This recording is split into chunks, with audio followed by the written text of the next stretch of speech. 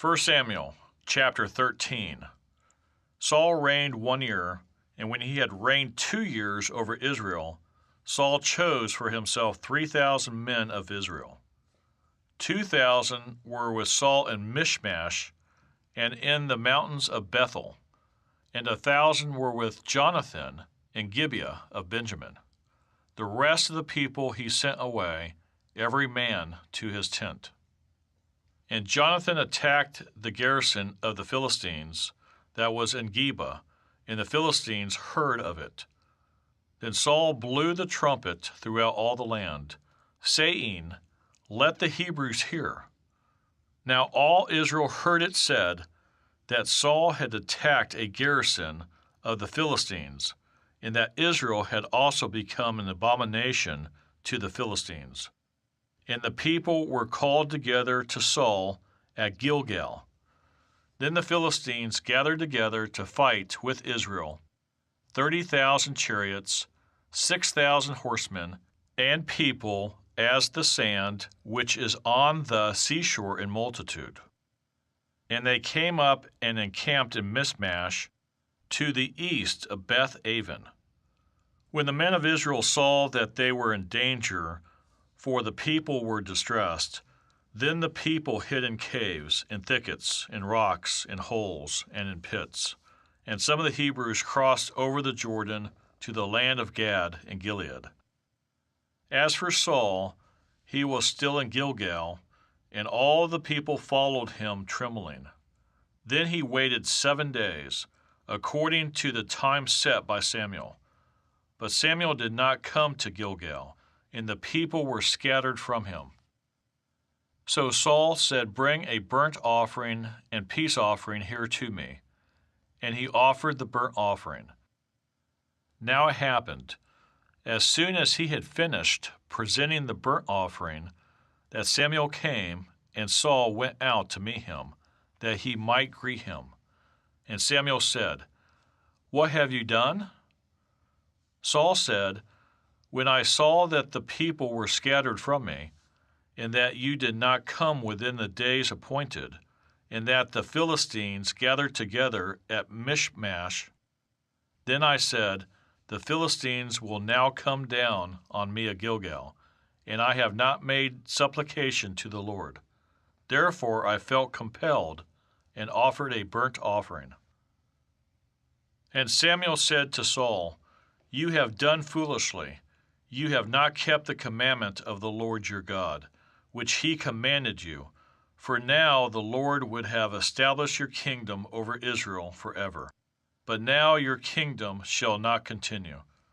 The Lord has sought for himself a man after his own heart, and the Lord has commanded him to be commander over his people, because you have not kept what the Lord commanded you." Then Samuel arose and went up from Gilgal to Gibeah of Benjamin. And Saul numbered the people present with him, about 600 men. Saul, Jonathan his son, and the people present with them remained at Gibeah of Benjamin. But the Philistines encamped in Michmash. Then raiders came out of the camp of the Philistines in 3 companies. One company turned onto the road to Ophrah, to the land of Shual. Another company turned to the road to Beth-horon, and another company turned to the road of the border that overlooks the valley of Zeboim toward the wilderness. Now there was no blacksmith to be found throughout all the land of Israel, for the Philistines said, "Lest the Hebrews make swords or spears." But all the Israelites would go down to the Philistines to sharpen each man's plowshare, his mattock, his axe, and his sickle. And the charge for a sharpening was a pim for the plowshares, the mattocks, the forks, and the axes, and to set the points of the goads. So it came about on the day of battle that there was neither sword nor spear found in the hand of any of the people who were with Saul and Jonathan. But they were found with Saul and Jonathan his son. And the garrison of the Philistines went out to the pass of Michmash. But I know you're right there, willing to prepare. 1 Samuel chapter 14. Now it happened one day that Jonathan the son of Saul said to the young man who bore his armor, "Come, let us go over to the Philistines' garrison that is on the other side." But he did not tell his father.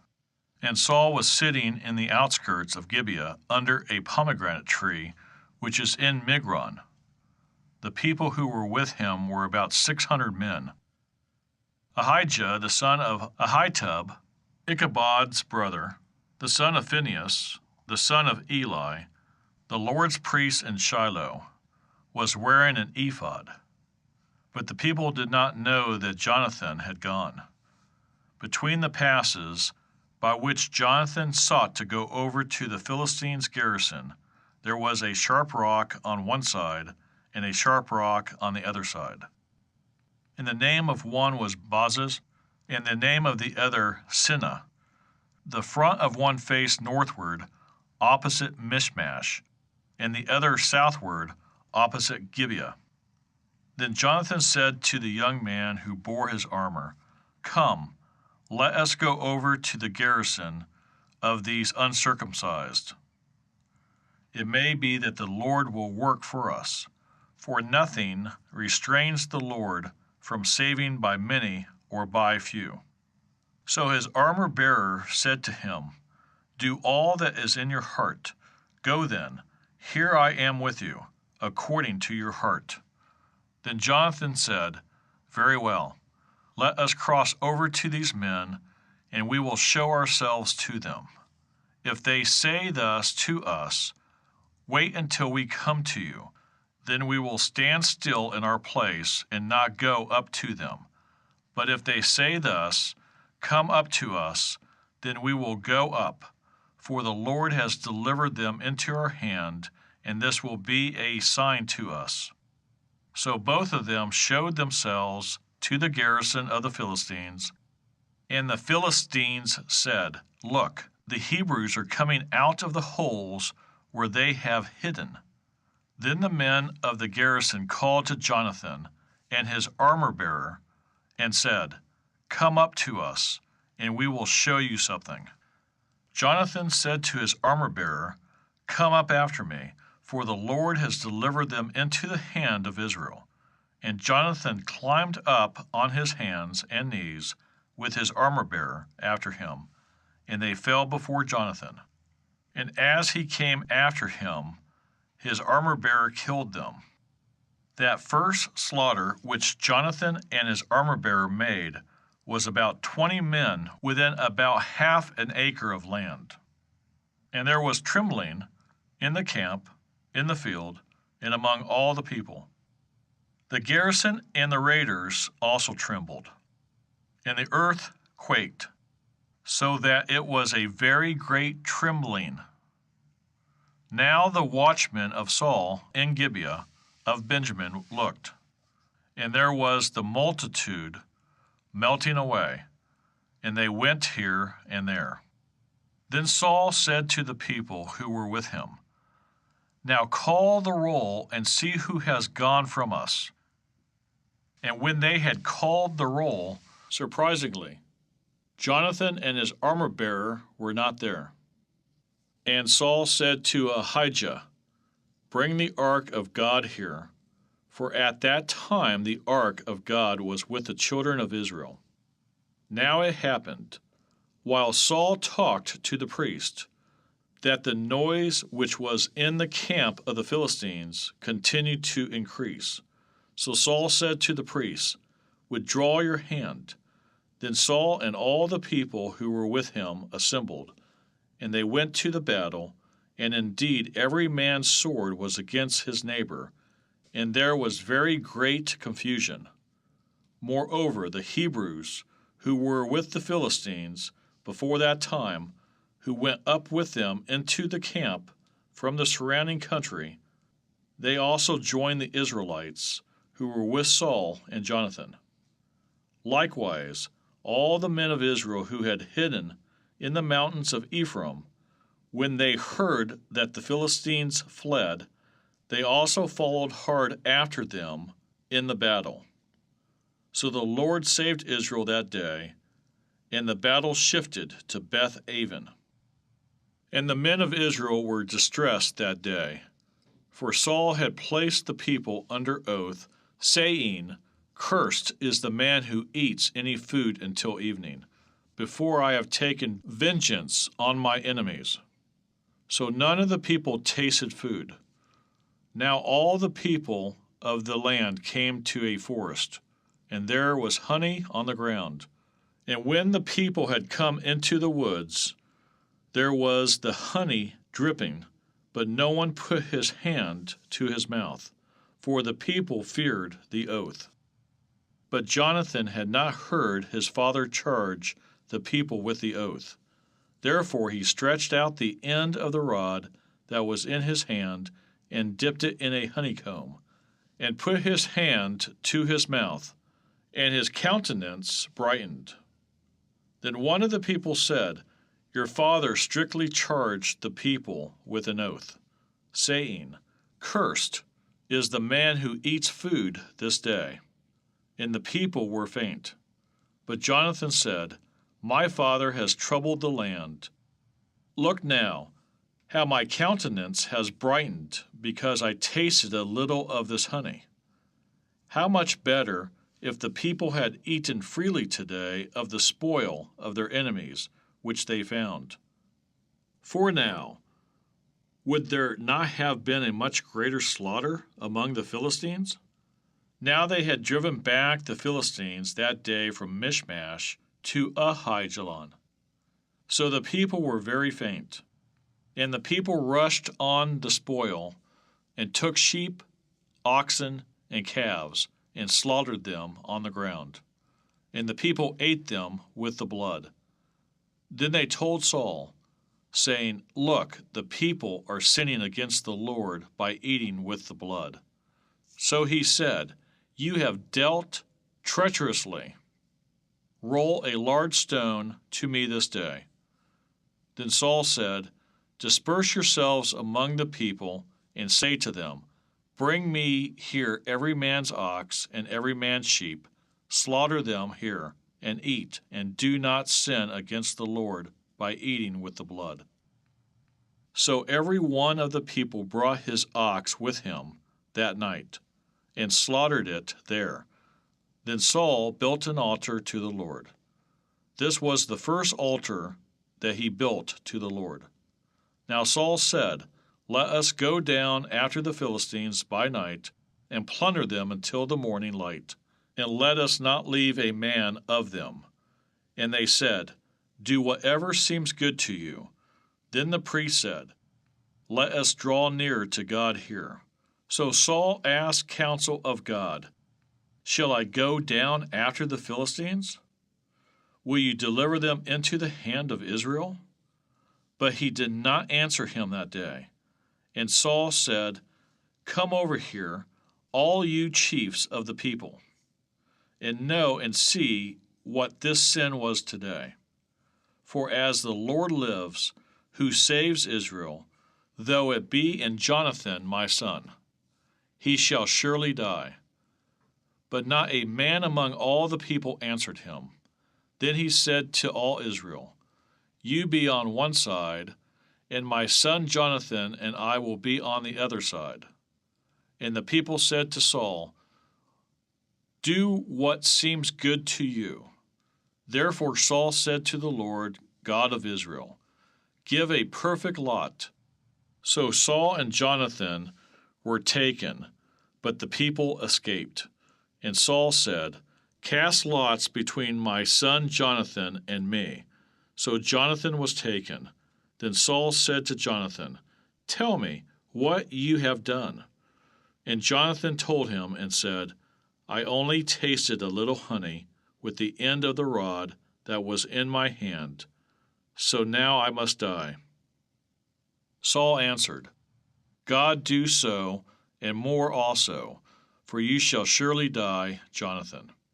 But the people said to Saul, "Shall Jonathan die, who has accomplished this great deliverance in Israel?" "Certainly not, as the Lord lives. Not one hair of his head shall fall to the ground, for he has worked with God this day."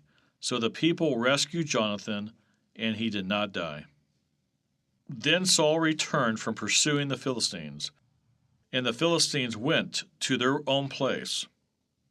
So Saul established his sovereignty over Israel, and fought against all his enemies on every side, against Moab, against the people of Ammon, against Edom, against the kings of Zobah, and against the Philistines.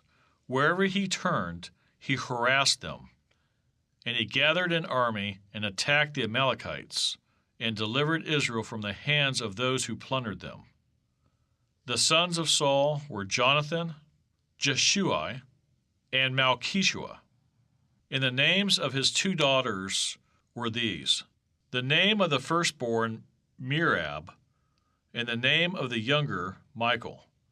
The name of Saul's wife was Ahinoam, the daughter of Ahimaaz. And the name of the commander of his army was Abner, the son of Ner, Saul's uncle.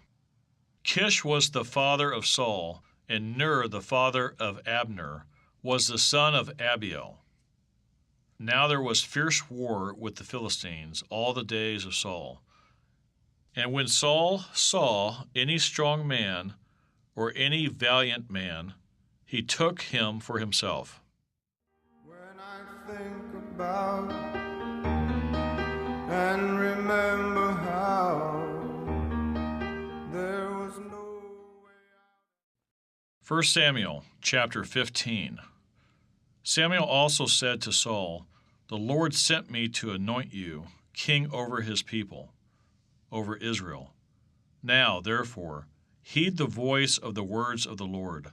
Thus says the Lord of hosts, I will punish Amalek for what he did to Israel, how he ambushed him on the way when he came up from Egypt.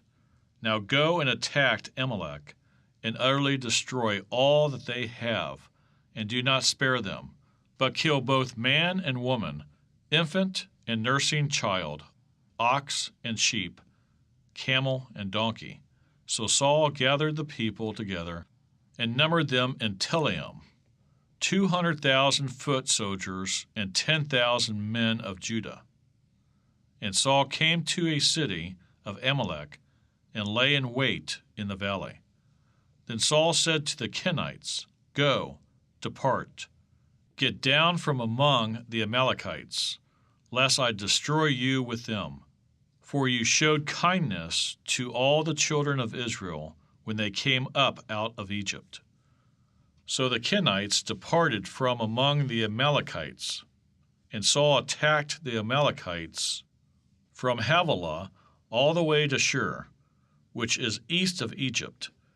He also took Agag, king of the Amalekites, alive, and utterly destroyed all the people with the edge of the sword.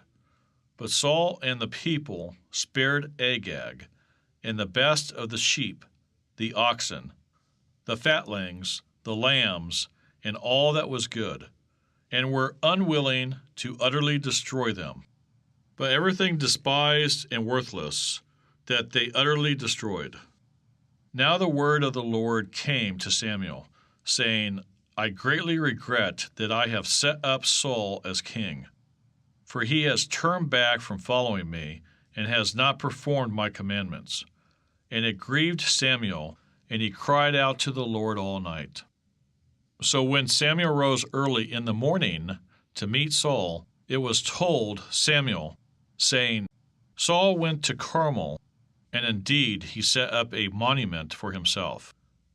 And he has gone on around, passed by, and gone down to Gilgal." Then Samuel went to Saul, and Saul said to him, "Blessed are you of the Lord. I have performed the commandment of the Lord." But Samuel said, "What then is this bleating of the sheep in my ears, and the lowing of the oxen which I hear?" And Saul said, They have brought them from the Amalekites, for the people spared the best of the sheep and the oxen, to sacrifice to the Lord your God, and the rest we have utterly destroyed. Then Samuel said to Saul, Be quiet, and I will tell you what the Lord said to me last night. And he said to him, Speak on. So Samuel said, When you were little in your own eyes, were you not head of the tribes of Israel? And did not the Lord anoint you king over Israel? Now the Lord sent you on a mission, and said, Go and utterly destroy the sinners, the Amalekites, and fight against them until they are consumed. Why then did you not obey the voice of the Lord? Why did you swoop down on the spoil and do evil in the sight of the Lord? And Saul said to Samuel, But I have obeyed the voice of the Lord, and gone on the mission on which the Lord sent me, and brought back Agag, king of Amalek. I have utterly destroyed the Amalekites, but the people took of the plunder, sheep and oxen, the best of the things which should have been utterly destroyed, to sacrifice to the Lord your God in Gilgal. So Samuel said, Has the Lord as great delight in burnt offerings and sacrifices as in obeying the voice of the Lord? Behold, to obey is better than sacrifice, and to heed than the fat of rams. For rebellion is as the sin of witchcraft, and stubbornness is as iniquity and idolatry. Because you have rejected the word of the Lord, he also has rejected you from being king.